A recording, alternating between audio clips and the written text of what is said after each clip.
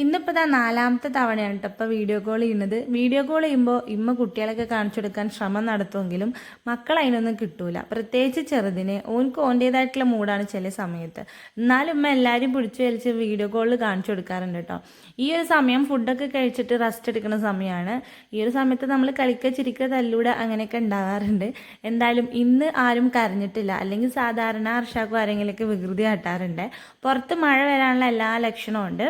അപ്പം വൈകുന്നേരം ആയാലും ചായയും സ്നാക്സൊക്കെ എപ്പോഴത്തെയും പോലെ ആവശ്യമുള്ള ഒരു സാധനമാണല്ലോ. അപ്പോൾ ഇന്ന് സ്നാക്സ് ഒന്നും എടുക്കാണ്ടായിരുന്നില്ല, വലിയതായിട്ടൊന്നും ഉണ്ടാക്കാനുള്ള പ്ലാനും ഇല്ല.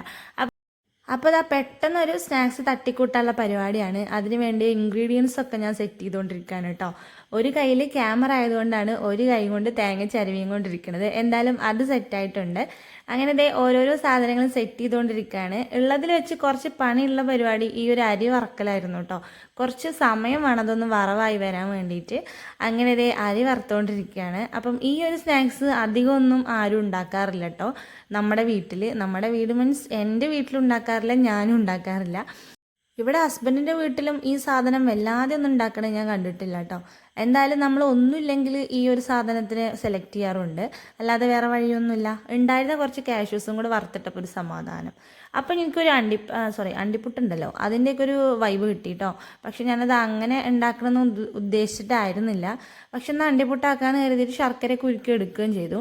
പിന്നെ ലാസ്റ്റ് വന്നപ്പോൾ അത് എന്തൊക്കെയോ ആയിപ്പോയി കേസ്. എന്തായാലും നമുക്ക് വറുത്ത അരിനെ ഒന്ന് പൊടിച്ചെടുക്കാം.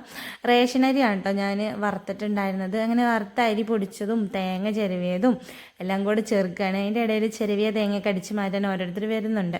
അപ്പം എല്ലാം കൂടെ അടിച്ച് മാറ്റി കൊണ്ടുപോകുന്നതിന് മുന്നേ നമുക്ക് നമ്മുടെ സംഭവം സെറ്റ് ചെയ്തെടുക്കാമെന്ന് കരുതി. അങ്ങനെ എല്ലാം കൂടെ മിക്സ് ചെയ്യാണ് കേട്ടോ. ശർക്കരപ്പാനി ഒഴിച്ചിട്ട് അതും കൂടെ ഒന്ന് മിക്സ് ചെയ്തെടുക്കുന്നുണ്ട്.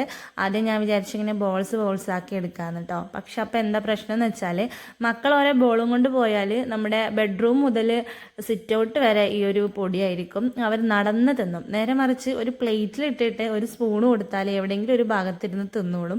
അപ്പം അവിടെ മാത്രം വൃത്തിയാക്കാൻ മതി. എന്തായാലും ഈ ഒരു പരിപാടി ക്ലീനിങ് ഭയങ്കര ബുദ്ധിമുട്ടുള്ളതാണ്. കാരണം എല്ലായിടത്തും ഈ ഒരു പൊടി എത്തിയിട്ടുണ്ടാവും. മക്കളുണ്ടെങ്കിൽ പിന്നെ പറയാൻ വേണ്ട, നമ്മൾ കഴിക്കുമ്പോൾ തന്നെ പോവേ. പിന്നെ ഉമ്മാൻ്റെ വേഗം ഉമ്മ കുറച്ച് ചായ ഉണ്ടാക്കിയിട്ടുണ്ട് കേട്ടോ. ഞാൻ ഉണ്ടാക്കുന്ന ചായ ഒന്നും ഉമ്മാക്ക് ബോധിക്കൂല. അങ്ങനെ നമ്മുടെ ഈവനിങ് അവിടെ അങ്ങനെ ഇങ്ങനെ കഴിഞ്ഞു.